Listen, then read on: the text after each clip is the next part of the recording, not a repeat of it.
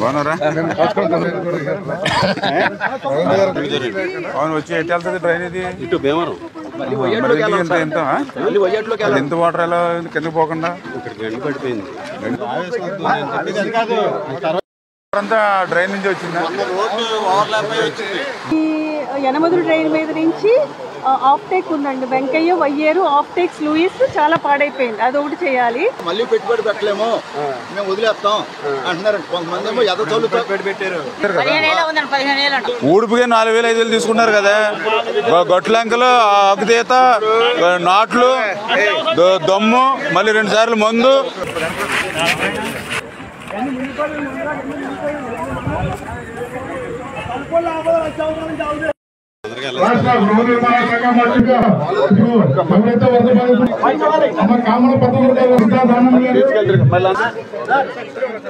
గౌరవ ముఖ్యమంత్రి నారా చంద్రబాబు నాయుడు గారు ఇచ్చినటువంటి ఆదేశాలతో ఈరోజు ఎవరైతే బాధితులు ఉన్నారో వాళ్ళందరినీ కూడా పరామర్శించి వాళ్ళ సాధక బాధలు, కష్టాలు, ఇబ్బందులు కూడా తెలుసుకొని ఈరోజు ప్రభుత్వం యుద్ధ ప్రాతిపదికన మీకు ఏదైతే సాయం అందిస్తున్నారో అంటే ఏదైతే ప్రతి కుటుంబానికి కూడా 25 కేజీల బియ్యం, కందిపప్పు, ఆయిల్ ప్యాకెట్, ఇటువంటి నిత్యావసర సరుకులు ఇవన్నీ కూడా సక్రమంగా మీకు అందుతున్నాయా లేదా, మీకు భోజన వసతి అంతా కూడా సక్రమంగా రుచికరంగా ఉంటుందా లేదా, అదేవిధంగా టాయిలెట్స్ కానీ త్రాగునీరు సమస్యలు వంటి ఏవైతే ఉన్నాయి, అదేవిధంగా శానిటేషన్ సమస్య ఎట్లా ఉంది, వీటన్నిటినీ కూడా క్షేత్రస్థాయిలో పరిశీలించమని, అదేవిధంగా ఏదైతే మీకు ఇంకా ఇతరత్రా ఉండేటువంటి సమస్యలు ఏవైతే ఉన్నాయో వాటి పరిష్కారానికి కూడా తగినటువంటి సూచనలు ఆ ప్రభుత్వానికి అందించాలనే ఉద్దేశంతో ఈరోజు మరి మంత్రుల బృందాన్ని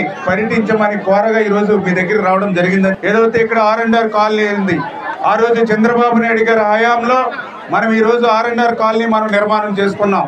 మనం అడుగుతూ ఉన్నాం, గత వైఎస్ఆర్సీపీ ప్రభుత్వం 5 సంవత్సరాల్లో మరి R&Rకి సంబంధించి కాలనీకి ఒక్క అరబస్తా సిమెంట్ కానీ ఒక్క రూపాయి కానీ ఖర్చు పెట్టినటువంటి పాపాన పోలా.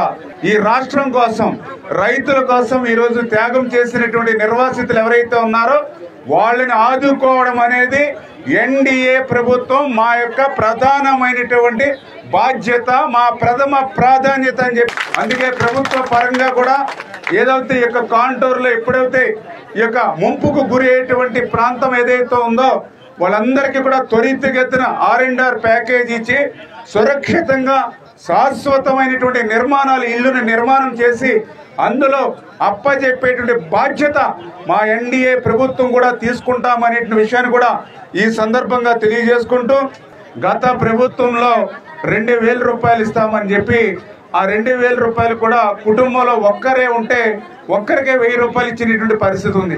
మేము కూడా ఆ రోజు ప్రశ్నించాం, ఫ్యామిలీ అంటే ఫ్యామిలీయే, మీరు ఒకరుంటే 1,000 రూపాయలు ఇస్తే మరి ఆ కుటుంబంలో 4 ఉన్నారు, 4,000 ఇస్తారా అంటే లేదనేవారు. అందుకే ఈరోజు కలెక్టర్ గారు కూడా చెప్పడం జరిగింది, ప్రతి కుటుంబానికి కూడా 3,000 రూపాయలు ఒక్క రూపాయి కూడా తగ్గకుండా మీ చేతుల్లో పెట్టాలి.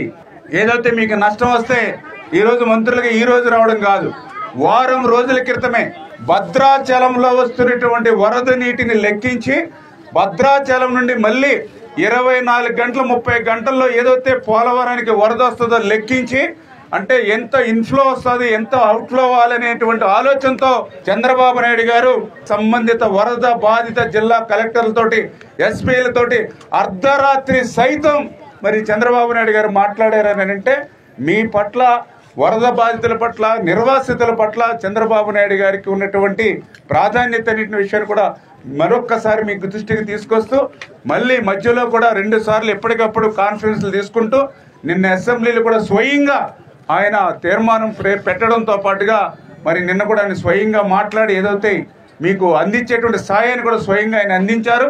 ఇంకా భవిష్యత్తులో మీకు ఏం చేయాలో కూడా మరి మంత్రుల బృందాన్ని పరిశీలించమని చెప్పారు. అదేవిధంగా ఇక్కడ ఏదైతే పెదవాగు ఆ తెలంగాణ మరి వాళ్ళ ఉన్నటువంటి పరిస్థితి అయితే ఆయకట్టు వస్తే మన ఆంధ్ర ప్రాంతానికి కూడా దగ్గర 14,000 ఎకరాల ఆయకట్టు ఉంది.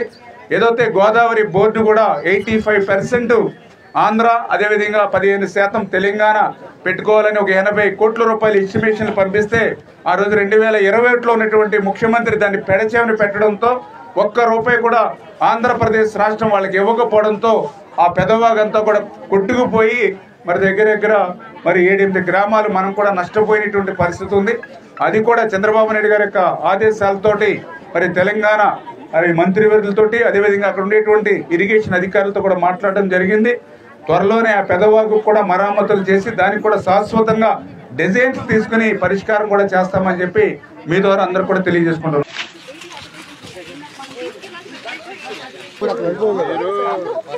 అందరికి థర్డ్ వార్నింగ్ వస్తుంది. నోడల్ ఆఫీసర్స్ వాళ్ళని తీసుకున్నారు కదా, ఉన్నారు కదండి. ఫ్లడ్ విపరీతంగా వచ్చింది సార్.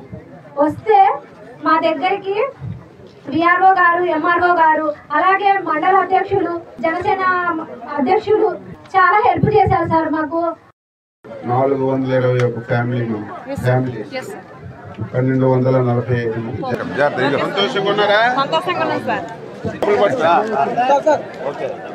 ఇక్కడ టాయిలెట్స్ మాత్రం ఇమీడియట్ యుద్ధ ప్రాతిపదికన ఏమవుతుంది, 2 లక్షల రూపాయలు పెద్ద 10 టాయిలెట్లు కట్టుకోవడానికి 20,000 కదా 15,000 హ్యాపీగా అయిపోలేదు. మీరు జగన్మోహన్ రెడ్డి గారి ప్రభుత్వం జనాలు మొత్తం మభ్య పెట్టారు. వీళ్ళకి మొత్తం తాటిబాయి తర్వాత మిగతా గ్రామాలు తీసుకెళ్లి పెట్టారు. అక్కడ మౌలిక సమస్యలు ఎట్లా ఉన్నాయి సార్? ఏ కాలంలో మీకు R&R ఇచ్చారు? 2014-19 కదా ఇచ్చాం కదా. అది కంటిన్యూ అయితే ఇప్పటికి సమస్యలన్నీ పరిష్కారం కాలేదు సార్. 5 సంవత్సరాలు పోలవరం ప్రాజెక్టు గాని, నిర్వాసితులు గాని, ఈ ప్రాంతం అభివృద్ధి గాని మర్చిపోయారు మొత్తం.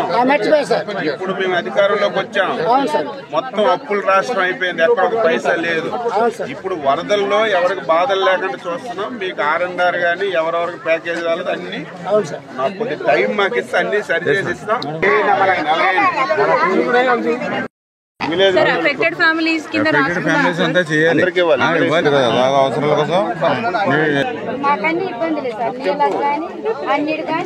రామనాయుడు గారు పోలవరం ఈయన కట్టాలి, ఇబ్బంది లేకుండా మంచి ఇల్లు కట్టి మీ ప్యాకేజీలు ఇచ్చి మీకు నష్టం లేకుండా మీ పిల్లలు బాగా చదువుకునేలాగా అన్ని రకాలుగా ఏర్పాట్లు చేస్తామమ్మా. గౌరవనీయులు మన కార్యక్రమానికి ముఖ్య అతిథులు పెద్దలు శ్రీ కొలుసు పాదసారథి గారు, గౌరవ గృహ నిర్మాణ మరియు సమాచార శాఖ మంత్రులు గౌరవనీయులు పెద్దలు శ్రీ సింగర్ పక్కనాయుడు గారు, గౌరవ వ్యవసాయ మరియు మార్కెట్ పరిశ్రమ శాఖ మంత్రులు గౌరవనీయులు పెద్దలు శ్రీమతి వంగలపూడి అనిత గారు, గౌరవ హోం మరియు విపత్తి శాఖ మంత్రులు గౌరవనీయులు పెద్దలు శ్రీ నిమ్మల రామానాయుడు గారు, గౌరవ జనవల శాఖ మంత్రులు మరి కార్యక్రమానికి వరద బాధితులను పరామర్శించడానికి ఇచ్చేసినటువంటి ముఖ్య అతిథులందరికీ కూడా వేదిక సభలను ఆహ్వానిస్తా ఉన్నా. గౌరవ కలెక్టర్ గారు, సెల్వీ మేడం, జాయింట్ కలెక్టర్ గారు, వీరందరినీ కూడా వేదిక సభలను ఆహ్వానిస్తా ఉన్నా. అందరూ కూడా సహకరించాలి. అందరూ కూర్చోండి. గౌరవనీయులు శ్రీమతి వంగలపల్లి వెంకటరామన్ గారు, గౌరవ హోం మరియు విపత్తి కూడా వేదిక సభలను ఆహ్వానిస్తున్నాము.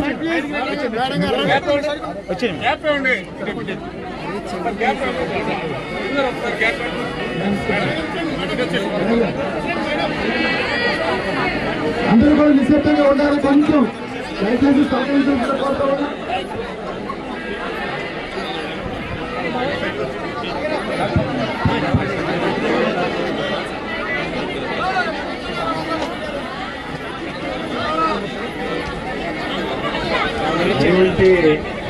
అందరూ సహకరించాలి. మేము ఏ కార్యక్రమంకి వచ్చా అది అమలు అవ్వాలి. ముందు ప్లీజ్ అందరూ సహకరించాలి. మీడియాతో సహా అందరూ కొంచెం సహకరించాలి. అందరూ